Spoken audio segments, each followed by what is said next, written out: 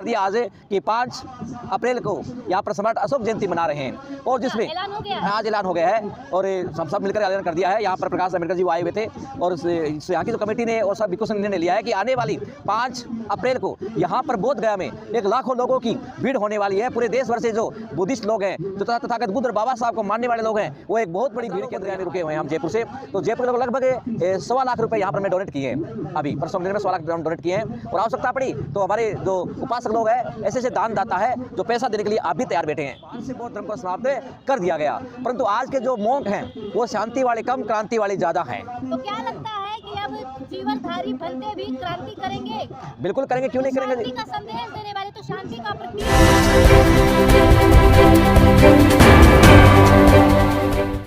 जी हाँ, मैं समता की सपोर्टर हूँ, मैं रोशनी रिपोर्टर हूँ। नमस्कार, मैं हूँ आपके साथ रोशनी और आप देखना शुरू कर चुके हैं सोशल मीडिया रोशनी की रिपोर्टिंग गांव से शहर तक। आज हम फिर से मौजूद हैं वही बोध गया, वही धरना स्थल जहाँ पे लगातार 35 दिनों से बौद्ध भिक्षुगण यहाँ पे धरना दिए हैं, यहाँ पे डटे हुए हैं, अड़े हुए हैं और अपना बोध महाबोधि महाविहार को बचाने के लिए, मुक्त करवाने के लिए लोग लगे हैं, लड़ाइयाँ लड़ रहे हैं, लेकिन सरकार को इसका असर नहीं पड़ रहा है। चलिए, अभी हमारे साथ फ्रेम में जिन्हें आप देख पा रहे हैं, भंते जी महाराष्ट्र से हैं। क्या कहना चाहेंगे, कितने दिन हो गए आप सबको ये धरना स्थल पे? सर्वप्रथम तो मैं आप सब लोगों को जय भीम मुबुदाई करते हुए अपनी वाणी का आगाज़ करूँ। जैसा कि आप देख रहे हो कि आज लगभग 36वां दिन हो गया है यहाँ भिक्षुओं को अपनी लड़ाई लड़ते हुए, और वो लड़ाई जो हक और अधिकार की लड़ाई है। आज बोध गया के अंदर इस समय है जहाँ पर आकाश लांबा, बनते प्रज्ञाशील और हमारे जो सीनियर मॉन्क हैं उनके साथ में ये आंदोलन चल रहा है। लगातार ये आंदोलन चल रहा है और वो आंदोलन, ये आंदोलन कौन सा आंदोलन है? ये बौद्धों के वो महाबोधि मुक्ति विहार के लिए आंदोलन है। इस विहार पर जिन लोगों ने कब्जा कर रखा है ना, वो लोग तो उसे बुद्धिस्ट भी नहीं है। भंते जी, एक सवाल है कि ये अब क्यों होश आया? ये तो बहुत कई सालों का ये मामला है, अब क्यों होश आया कि बीटी एक्ट को निरस्त करना चाहिए? बिल्कुल बात सही कहा। इससे पहले भंते सुरेश साई के माध्यम से आंदोलन चला था और उस समय हमारे पास ना मीडिया भी नहीं था, प्रचार भी नहीं हुआ था, और हो सकता है वो जिस परिस्थितियों में आंदोलन चला था उस परिस्थितियों के अंदर हमारा आंदोलन कामयाब नहीं रहा। परंतु आज सोशल मीडिया के माध्यम से आज जो ये आंदोलन है, ये लोगों गाँव तक, पूरे देश भर में, हर स्टेट के अंदर फैल गया। और स्टेट में नहीं करूँगा, ऑल इंडिया नहीं कहूँगा, बल्कि पूरे विश्व भर में ये जो अभी जा रहा है आंदोलन।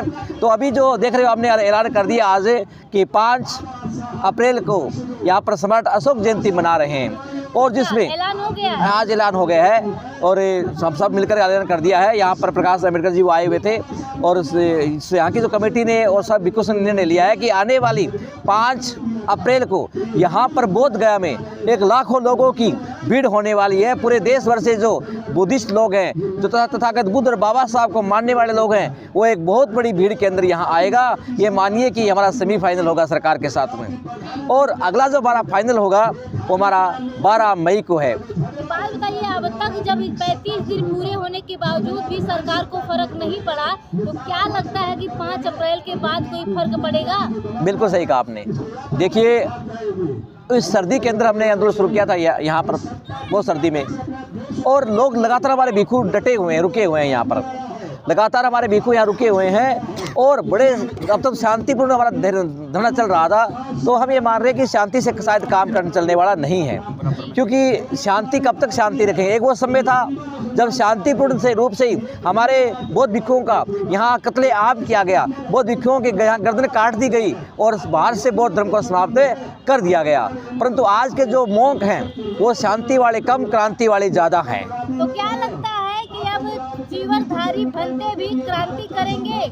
बिल्कुल करेंगे, क्यों नहीं करेंगे। शांति का संदेश देने वाले तो शांति का प्रतीक है आप लोगों का जीवन, आप लोगों में कहाँ क्रांति करने जा रहे हैं? बिल्कुल सही कहा आपने, बिल्कुल आपने सही कहा कि सम्यक समुद्र ने कहा है, will to kill need to kill. अगर आपको कोई मारता है तो आप अपने डिफेंस के अंदर, अपनी रक्षा के अंदर, अपनी रक्षा में आप हथियार उठा सकते हो।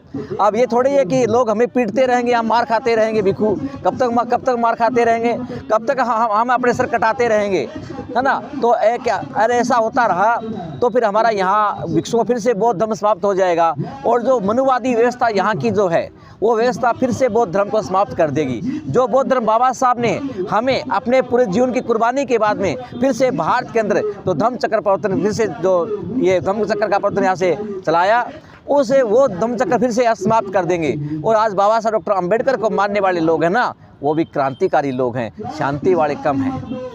आप राजस्थान से हैं, तो राजस्थान के लोगों का, उपासकों का, बौद्ध अनुयायियों का, अम्बेडकरवादियों का कितना सहयोग मिल पा रहा है? हाँ, आपने सही कहा। देखिए, जहाँ जहाँ हम लोगों को संदेश भेज रहे हैं और लोग अपना सहयोग कर रहे हैं, है ना, अपनी इच्छा अनुसार हमें लोग आर्थिक सहयोग भी कर रहे हैं, मानसिक सहयोग भी कर रहे हैं, और हर प्रकार सहयोग लोग हमें सहयोग कर रहे हैं। जैसे अभी राजस्थान से हम लोग आए हैं, 15 लोग बोध गया में रुके हुए हैं हम जयपुर से। तो जयपुर के लोग लगभग 1.25 लाख रुपए यहाँ पर हमने डोनेट किए हैं। अभी परसों दिन में 1.25 लाख डोनेट किए हैं, और आवश्यकता पड़ी तो हमारे जो उपासक लोग हैं, ऐसे दानदाता है जो पैसा देने के लिए आप भी तैयार बैठे हैं। जी, क्या कुछ संदेश देना चाहेंगे, क्या कुछ कहना चाहेंगे आप? संदेश यही है कि अब की बार जो आंदोलन चला है ना, ये आंदोलन समाप्त होने वाला नहीं है। और हमने बीटी एक्ट, जो 1949 का जो बीटी एक्ट है, इस एक्ट को हम निरस्त करवा के रहेंगे। और सरकार भी अभी हिल चुकी है, लगभग हमारे 2-3 जो MP है, मेंबर ऑफ पार्लियामेंट है, उन्होंने संसद में दिल्ली में आवाज़ उठाई है, कहा कि बौद्धों का जो अधिकार है, महाबोधि जो टेम्पल है, मंदिर है, उन बौद्धों को सौंपा जाए।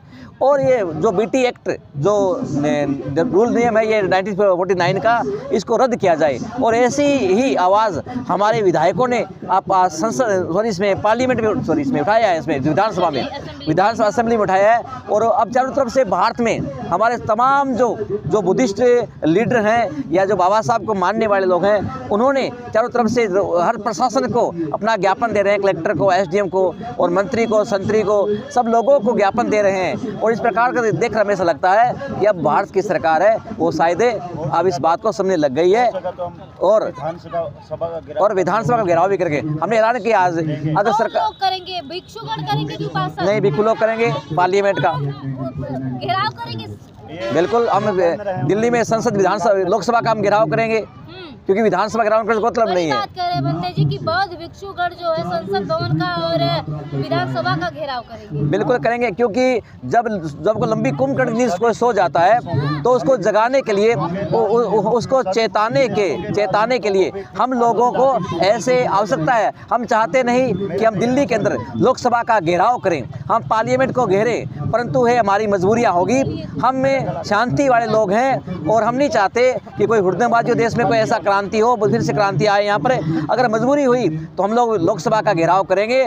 और माननीय भारत के जो प्राइम मिनिस्टर साहब हैं, हमारे प्रधानमंत्री को हमारा ये जो हमारा ज्ञापन है या हमारी आवाज़ उन तक पहुँचाने का हम लोग उन तक प्रयास करेंगे।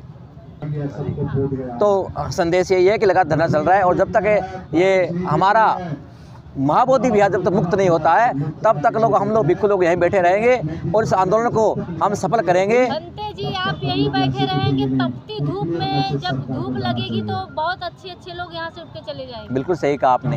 हमें यहाँ धूप भरा भी है और यहाँ कोई सुविधा भी, रात को इतने मच्छर खाते हैं, यहाँ पे इतने मच्छर हैं, फिर रुकने का हम लोग प्रयास करते हैं। टिक पाएंगे?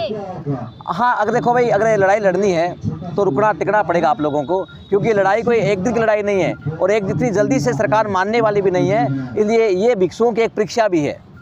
तो यार, और हर भिक्षु की एक भावना है कि इस बार हम इसको रद्द करवाएंगे, अब की बार नहीं हो तो कभी नहीं होगा ये। इसलिए हमारे उपासक लोग, पूरे भारत भर के जो बुद्धिस्ट लोग हैं, हम लोग सहयोग कर रहे हैं, तन से, मन से, धन से, सब रूप से हमारा सहयोग कर रहे हैं वो, कि आप लड़ाई लड़ो, हम आपके साथ हैं, आवश्यकता पड़ी हम आपकी आवश्यकता की पूर्ति करेंगे। तो इन्होंने हमें आश्वासन दिया, इसलिए भिक्षु लोग ये लड़ाई लड़ने के लिए तैयार हैं हम लोग।